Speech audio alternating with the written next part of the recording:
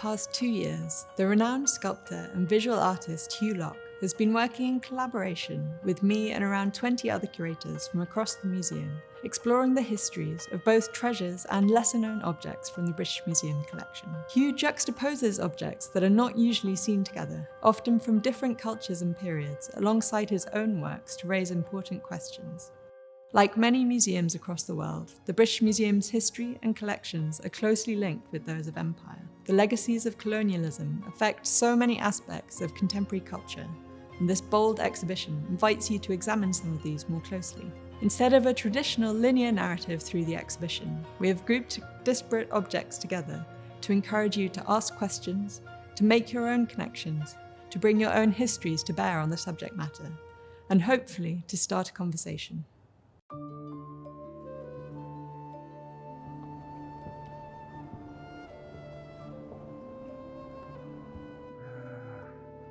Queen Victoria. I still really like this piece. Is it true that you used to walk past a statue of Queen Victoria? And that's the reason for this piece. Walking past the statue every day from school, and the statue, which I hadn't really paid attention to, had a broken off wrist, had a damaged nose. It had been dynamited back in independence protests. But more than that, the statue of Queen Victoria in the center of Georgetown, Guyana, was removed in the early 70s because Guyana had just become a republic. And it was dumped to the back of the botanical gardens, and I do mean dumped.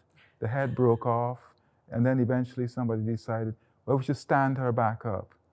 And then after several decades pass, well, maybe we can reinstate her, bring her back to where she was, because it doesn't mean what it used to mean.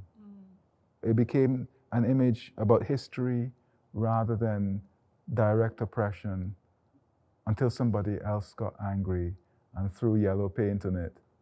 And that came at the same time that the Nelson statue in Barbados was attacked with red paint. So this is tied to a mood going through the Caribbean. The basis for these sculptures are real antique 19th century mass-produced Real antique 19th century ware. mass-produced Parian ware for lower middle class people who cannot afford to go on a grand tour and buy a Canova cheap out in Italy. This is what you buy, and you have this on your mantelpiece because in the late 19th century, you're at the center of the greatest empire on earth. This is what you have. You have Queen Victoria, you have her son here, and what would become her daughter-in-law, Princess Alexandra. So what have you covered these Parian ware busts in? What have you used? Cheap metal bits and pieces used in jewelry.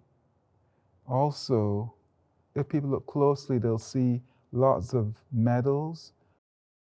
These royal figures, Victoria, Alexandra, Albert Edward, they're being almost kind of weighed down by all these symbols. Exactly. I mean, objects. what they're carrying here is the burden of their history and the complicated issues that come out of it. And we're still dealing with that today. I mean, we're standing in the British Museum and talking about issues which 10 years ago, I doubt would have been talking about, you know. People would have thought it, but wouldn't be saying it publicly, to be filmed, be put out there. I mean, we're living in a different world. I just turned 65 and I'm like, shit, boy, I've lived to see this, you know?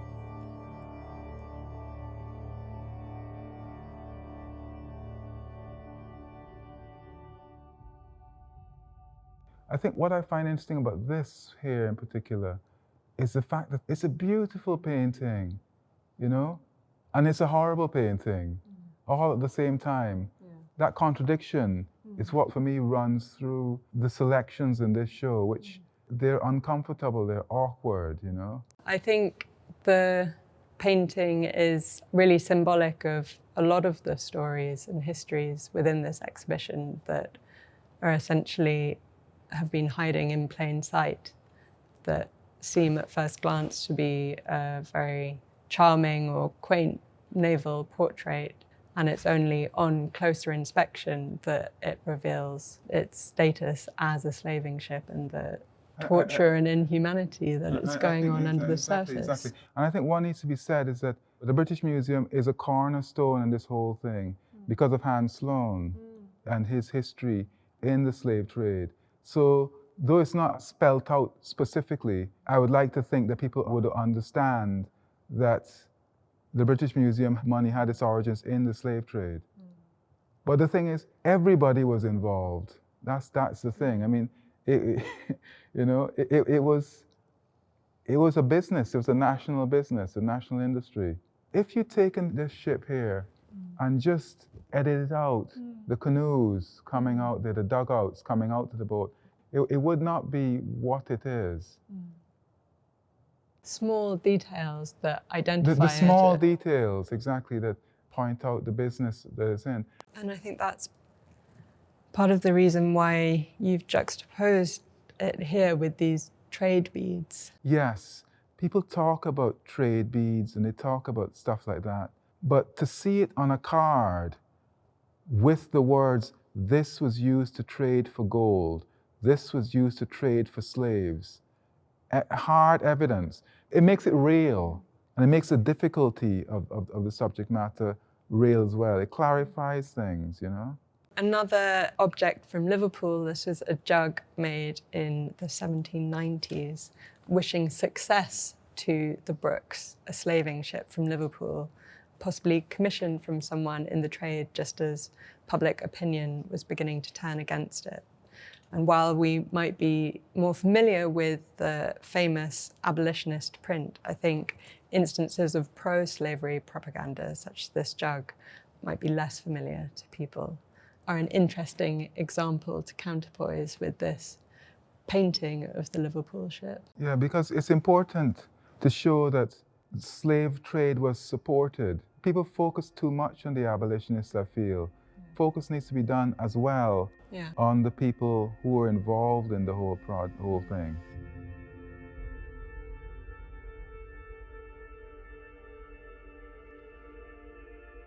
So what, for you, are the role of the watches in the exhibition? Are an essential part of the show. So I've never done this before, and I agonized over it. Are the watches going to work? I need to have them subdued as a presence, but is it going to work? Many tests were done. You were there present at all of these tests. But even then, I would go back home and I'll be late at night going to my partner, Indra Khanna, who's an assistant curator in this enterprise. I'll be going to her and going, Indra, I'm just really worried about this. I'm worried that this thing is not going to work.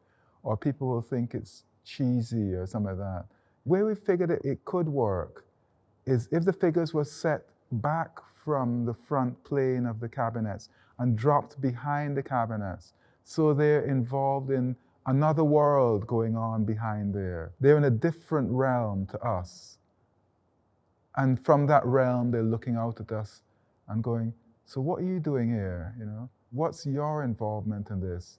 You're right. I think the way that they're on these separate levels and the fact that I think when people are in museums, you're used to being the one in a position of power, being the spectator. Exactly. And the watches really kind of flip the script on that. Exactly. That's what I was trying to do, just change the view. So if you're alone in this room, you're not alone. That's the important thing. I got concerned because I'm showing these figures against objects which are looted, objects which some of them are sacred. So I thought, hang on a second, this has to be done carefully because I'm not wanting to be somebody who's bombastically saying my figures are more important than the objects in the show, you know.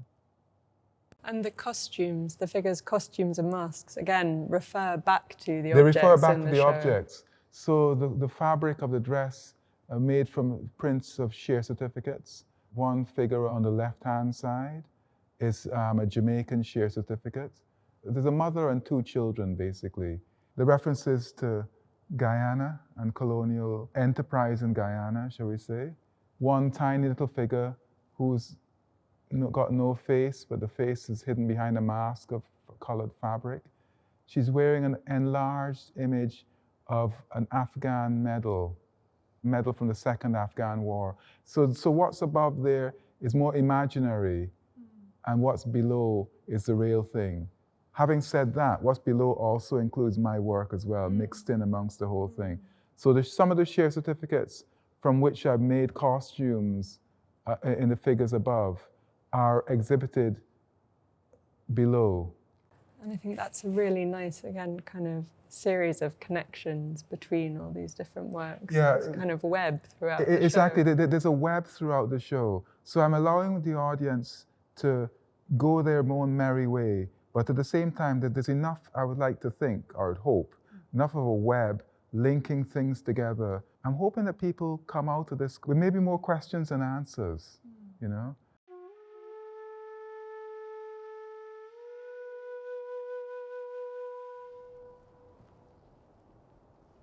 So both of these objects were looted during colonial wars in the 19th century.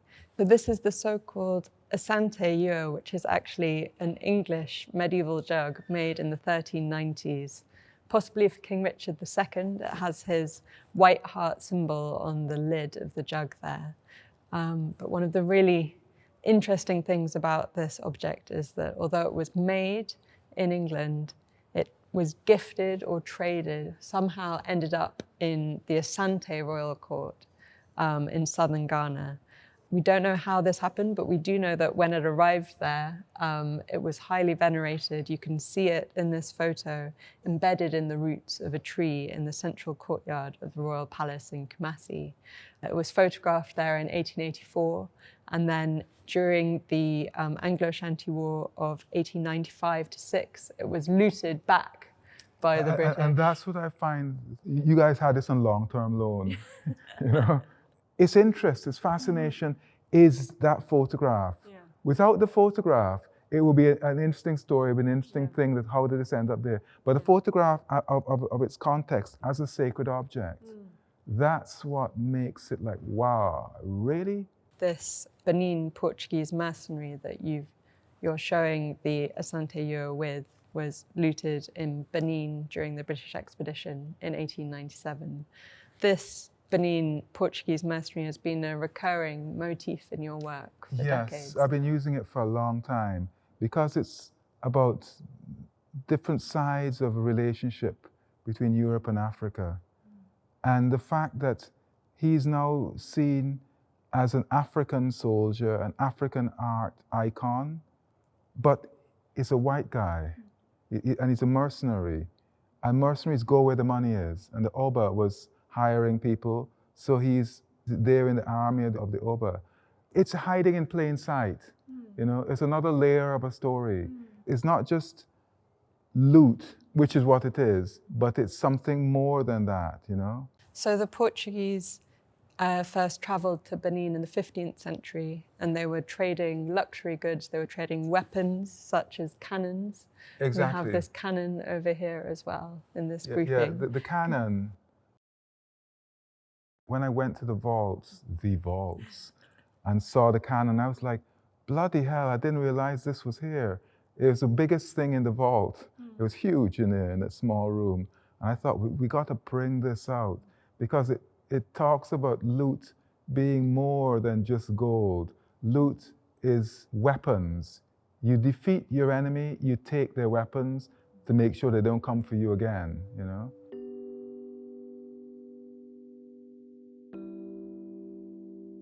These drawings were made by the German artist and naturalist Sibylla Merian and her daughter Dorothea Graff after their 1699 journey to Suriname to study the flora and fauna there.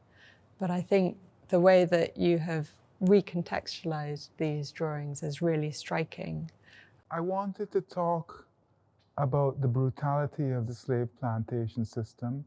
I didn't want to have cliched images of brutalized black bodies, black and brown bodies.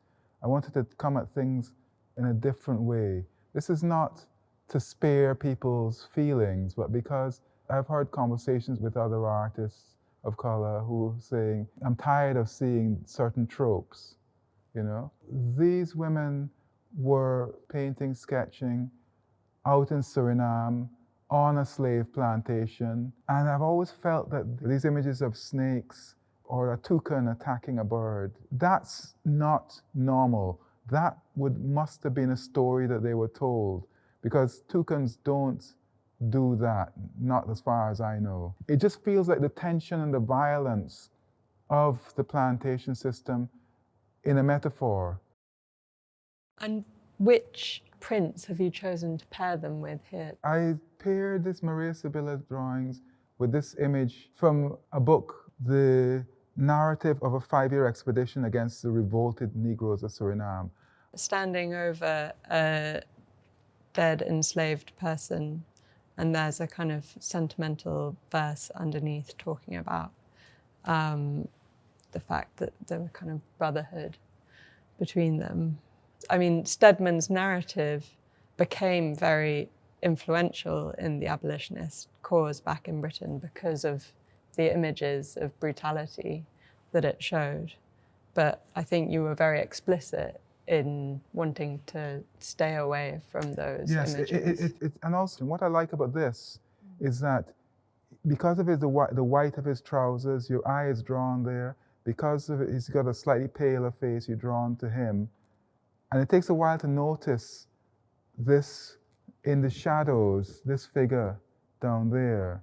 I think this pairing of artists from almost 100 years apart, but both working or illustrating aspects of life in Suriname is a really interesting example of the way that throughout the exhibition you've juxtaposed images and works from different cultures and periods, but to draw out this kind of underlying tension. Exactly, because the underlying violence in the Maria Sibylla images is reflected in the real violence of William Blake images.